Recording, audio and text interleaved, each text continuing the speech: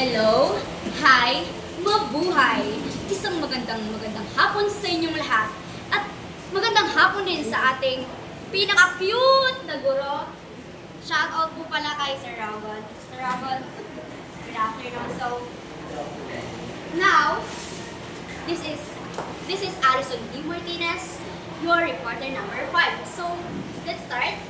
For the question number 9 is, a baker in Ilocos is making puto cakes in shape of a hemisphere with a radius of 5 centimeters. He wants to know the total surface area of the puto to decide how much flour-based mixture he needs to cover the entire cake, including the flat circular base. What is the total surface area of single puto cake? So, Martinez, bakit ba ganito ang formula mo? Since ang sphere ay SA is equals to 4 radius, SA is equal to 4 pi and radius raised to 2. So, if you imagine puto ko guys, imagine nyo na lang ha. So, puto half po. 2. Since half po siya and may flat surface pa po, may 1. So, naging 3 po siya.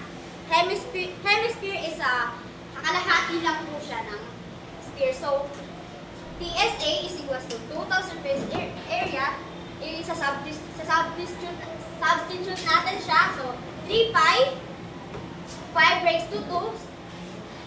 5 raised to 2 is equals to 25. So, i-multiply natin.